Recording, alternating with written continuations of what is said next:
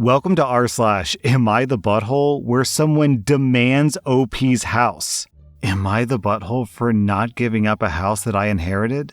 I'm a 29-year-old woman, and I was raised in a Christian household. With that came gender roles that were ingrained in me at a young age. My granddad, however, hated that my parents taught us this way, and as I got older, I did too. Because of this, I became very close with my grandparents instead of my own parents. I also have an older brother that my parents labeled the second king of the house. My grandparents lived in a beautiful house that had no neighbors, many trees, and a garden. They paid off the house after years and years, and it's very special to them. My granddad also had bad problems with his back, and a condition that would get worse until he couldn't go on anymore. After my grandmother passed away, he got worse, and he ended up needing at-home care. He didn't want a stranger in his home, so that wasn't an option. My parents preached that it was a punishment for all of his sins, so they wouldn't take care of him, and they were planning on putting him in a home. I decided to stay with him since it would just be easier. My job can be worked effectively at home, and he would get taken care of from someone who isn't a total stranger. In the time that I took care of him, we filled his home with the love and laughter that my grandmother brought to it. As my granddad got worse, we didn't get a single call, not from my mom or dad or my brother. We were joking about it once, and he said, "Maybe I should just give you the house instead of your dad. He's just going to give it to your brother anyway." He laughed after he said it, so I assumed that he was just joking. Fast forward a bit, and the worst happened. I was the one who found him. I had to make the call, all of it. As much as I was pushed away from my parents, I didn't want them to find out the news from a random person. The funeral was the first time that I ever truly connected with my parents in years. We hugged and cried together, and we were all vulnerable. But then it came time for the will. Now, it wasn't some telenovela with all the dramatics, but it was intense. The house that was supposed to be my dad's became mine, as well as many other things that my dad planned on giving to my brother. I was accused of manipulating my granddad into him giving the house to me, and the whole time my brother was just yelling.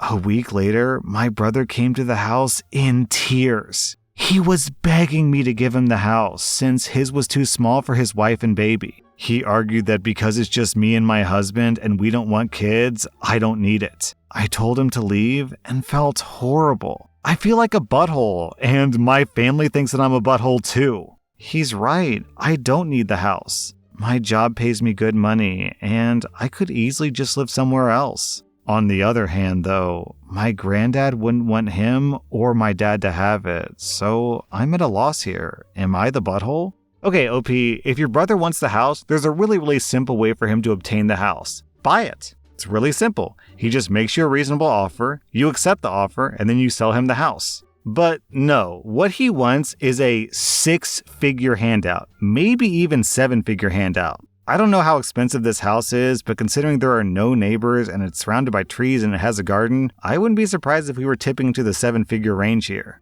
And they're going to accuse you of manipulating your grandfather, but manipulate him how? By spending time with him? By loving him? By being a good granddaughter? By taking care of him? What a joke, man. OP, you get a rock solid 0 out of 5 buttholes here. You did nothing wrong. You just loved your grandfather. I'm giving your other family members 4 out of 5 buttholes. They sound toxic and hypocritical. I say keep the house, OP. Clearly, your grandfather made the correct decision. Oh, also, the grandfather gets 0 out of 5 buttholes. He made the right call. Am I the butthole for selling my late husband's home out from under his parents? Last year, my husband died in a car accident. We were separated for about a year prior, but not officially divorced, so I was named the administrator of his estate. I have my own home and I'm financially independent. We have 2 kids together. In late summer of last year, I learned that his parents were the beneficiaries and received a boatload of money. Since his death, his parents have told me that they wanted to buy my husband's home. I've been waiting for them to go through with the purchase since August, and I've been paying the mortgage on his home ever since. In February, I warned them that I was sick of paying for 2 mortgages and that I needed them to go through with their purchase. They've dragged their feet ever since and told me that it was in their lawyer's hands and they had no control. But my lawyer hasn't received any kind of formal offer from them other than their lawyer saying that they were interested.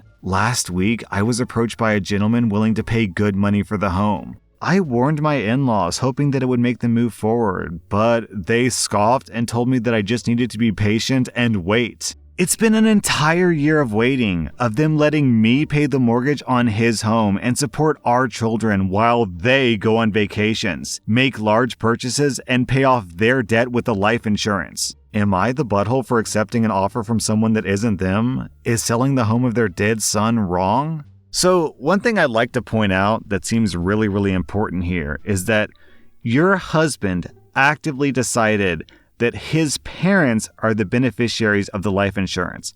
However, he did not make special considerations for the house that he owned, which would imply legally that he expects you to inherit the house. So legally, ethically, morally, that's your house to do with as you please, right? If your husband intended his parents to have his house, then he could have made the same preparations that he did with the life insurance, but he didn't. Honestly, OP, you gave them a full year, which was more than generous. OP, you get 0 out of 5 buttholes. Your in-laws get 1 out of 5 buttholes. Am I the butthole for telling my son that I don't like him? I love my sons more than anything. I have 3, and they were all raised to respect everyone regardless of their differences. My 21-year-old and 19-year-old sons have that down great. But my 16-year-old son, however, is bullying a gay boy in his class, and I was less than happy when I found out, his cousin told me. I gave him the chance to invite the boy over for dinner and apologize, but he refused. He wouldn't say sorry at all. I get it. It's embarrassing being told off in front of your friends, but I don't care. I wasn't happy with his treatment. I ended up grounding him, but it didn't seem to be affecting him at all, and he clearly wasn't learning his lesson. I contacted the family and let them know what was going on, and they agreed to meet up for dinner, and again, I gave my son a chance to apologize. He got extremely upset and angry, maybe both, and said that nobody even liked that F word. Of course, I apologized to their family, and they left. My son and I got into a big argument when they left where he said that he wasn't sorry and again that nobody likes this kid. I told him that I don't like him very much right now either. He got quiet, apologized, and went to his room. I've now been told that he's apologized to the student that he was bullying and his grounding has been lifted, but he's still hiding in his room and we very rarely speak. My ex-husband says that I shouldn't have told my son that I don't like him, and there's no excuse for that behavior. I understand that it may not have been the nicest thing to hear, but he wasn't listening to a word that I was saying, and he was being a downright bully. Am I the butthole? A lot has happened since I made my post, so I figured that I'd just pop in to let people know how it unfolded. I've had a little chit-chat with my son to get to the bottom of his behavior, and it turns out that he had asked his victim on a date and he was turned down. Instead of acting like a normal human being, he decided to be spiteful and started bullying the boy. He's still making up for it, and we've had a talk about consent and the fact that nobody is obligated to date him. He knows that I understand that he was hurt, but he should have spoken to me. After all, it's what I'm here for. My ex is also openly homophobic, and he no longer wants to visit him on weekends. So hopefully my son's father will no longer make such a great impression on him. I also want to thank everyone for their kind words to this mama who thought that she handled a tough situation very, very poorly. I appreciate all this kindness. Oh man. So I was really against this kid at the beginning, but now that I understand the full picture, I can see why he reacted that way. Because clearly he was struggling because he has a homophobic father, right? And he's either bi or homosexual himself. And he probably had to build up so much courage to reach out to this other boy in class to try to go on a date with him. And then when he got turned down, it probably brought up all these insecurities and made him feel like, man, I can't even imagine what he felt like. So I'm not excusing his behavior in the slightest because he still shouldn't have bullied that other boy, but I do understand why he would lash out because the fact that he had a homophobic father and he himself is homosexual has to mess up a 16-year-old's brain. Like, how could it not? On top of that, not only is his father homophobic, but he's also the type of father who would be like, "Oh, my son's gay? See ya, never gonna talk to you again." Anyways, OP, I think you handled this really well. I mean, yeah, in an ideal world, you wouldn't have had to say that to your son, but clearly your son needed to have some sense knocked into him. And the fact that you could do that with a hurtful sentence that was repaired afterwards, I think that's probably okay. So, OP, I'm giving you 0 out of 5 buttholes. I'm giving your son, let's say 2.5 out of 5 buttholes, because the way that he reacted, even though he's in a tough situation, is not okay. I'm giving your ex 5 out of 5 buttholes. No son of mine's gonna be a homosexual. Come on, dude, it's 2022. Grow up. Am I the butthole for not being happy that my sister is pregnant again? My sister got knocked up by her boyfriend right out of high school, got married the next year, then proceeded to pop out another baby every other year or two. So now she has 4 kids at the age of 24. She's a stay-at-home mom, even though she was brilliant and she could have gotten a free ride to a great university. Since hers are the only grandkids, our parents fawn over her like she's the next coming of Christ. They gush over every new tooth or haircut like it's some huge achievement. Problem is, her husband's business wasn't great even before COVID, and now it's barely limping along. My sister doesn't work, and my parents have limited income. So, guess who's constantly being told to lend them money for stuff like school fees, car seats, car payments, a new stroller, etc. They don't even ask. My mom just texts me, "Your sister needs money for the kids," and I'm supposed to cough it up. If I complain, they accuse me of being jealous because I don't have a husband and family even though I'm older, but I'm only 26.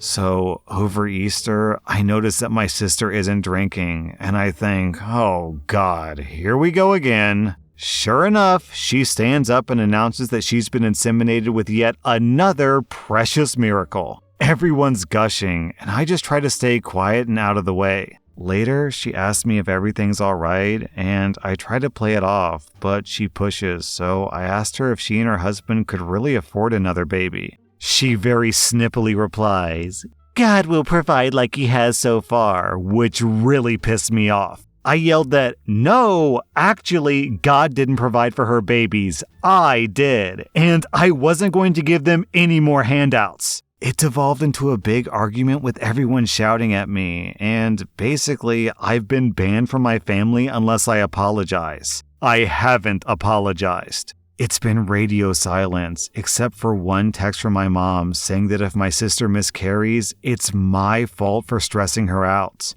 I asked if my sister was showing any symptoms, but no one will answer or tell me. I don't know. I don't think that I'm the butthole, but I don't want to be the reason that she miscarries. Also, I think that I might be the butthole because secretly, I think that it would be better if she did, even though I would never say that to her. Alright, OP, so just on a really simple level, your sister's finances are not your responsibility. So if your sister wants to spend all of her money on kids, then that's her prerogative, but it's not your problem. Secondly, your family is mega toxic. They're gonna try to blame you for a miscarriage just to try to guilt trip you into giving them money? That is mega toxic. OP, you get 0 out of 5 buttholes. I will say that your timing on this probably wasn't great because this was like a happy announcement thing. And I can understand your frustration, but maybe this was like a, private conversation that you should have had with your sister, not in the middle of some sort of family event. It seemed like this might have happened over Easter. So I could maybe see giving you 0.5 out of 5 buttholes just because you turned this like family event into a fight when there was really not a reason to necessarily. But outside of that, you're 100% justified in saying what you said and delivering that message to your sister and like setting boundaries and saying, I'm not giving you money anymore. Your family, however, gets 3.5 out of 5 buttholes for basically treating you like a living ATM. Am I the butthole for exposing my ex to his mother about our kids? I'm a 45-year-old woman, and I'm currently divorced from my ex, Thomas, who's 47, from a 30-year relationship. We ended up seeing a lawyer to help with dividing stuff up. Everything was pretty much wrapped up until he said that he no longer wanted any part of our kids' lives. We have a 5-year-old son and a 12-year-old girl.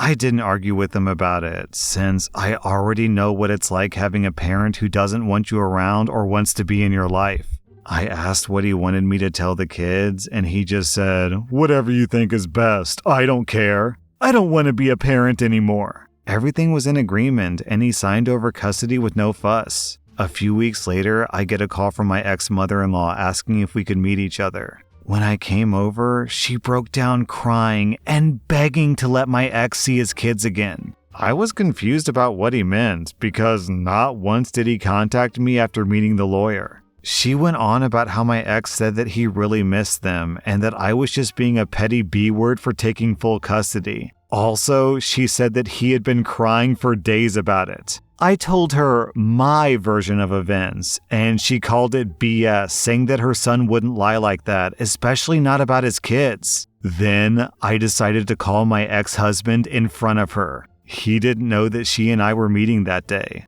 I said, "Hey, your son has a soccer game in a few days, and I was wondering if you wanted to go. I know he'd really love it, and he'd be happy to see you." He instantly said, "No, I already said that I'm not doing this anymore." I raised my voice a bit, saying, "Well, what about holidays and birthdays? Because we never discussed any of this, and your family might still want to see them." He just said, "My family already thinks the kids aren't mine anyways, so it doesn't matter." I asked, "Well, how do you think this is going to affect your mom? She's over the moon about them." He just said, "She loves me more than the kids, so I doubt this will be an issue for her." After a bit more talking, we finally hung up. My ex-mother-in-law was straight-faced and nodded at everything that just happened, saying, okay. She asked me if she could leave and said she would be in touch. Later that day, I got a call from my ex saying how it's my fault that he was kicked out of his mom's house and possibly will be taken off her will. Also, that none of his family members will talk to him because of what his mother heard.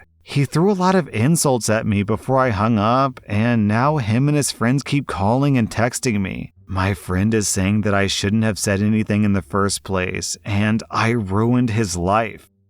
Yeah? So what if you ruined his life? It's okay for him to ruin his kid's life, his mother's life, but you have to be careful about ruining his life?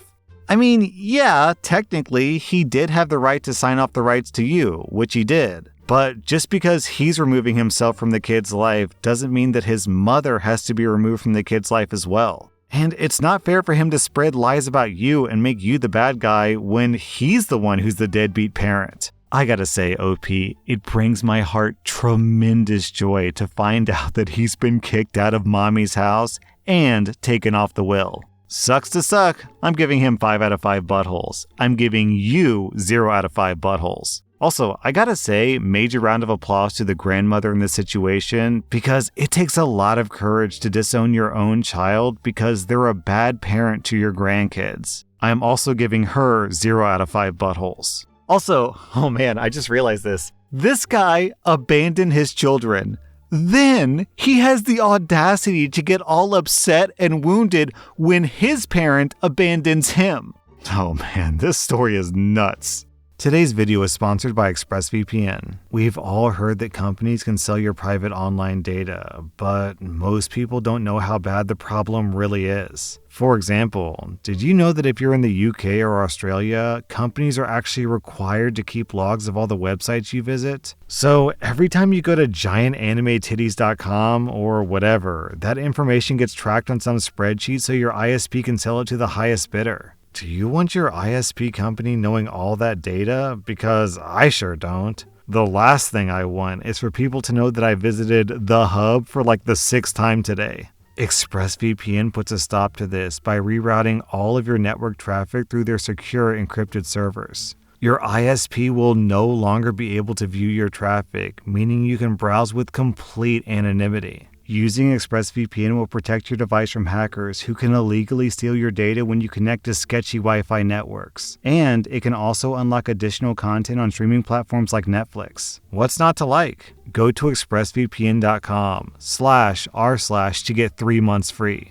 That was rSlash Am I the Butthole, and if you like this content, check out my podcast where I publish the exact same episodes. Also, hit that subscribe button because I put out new Reddit videos every single day.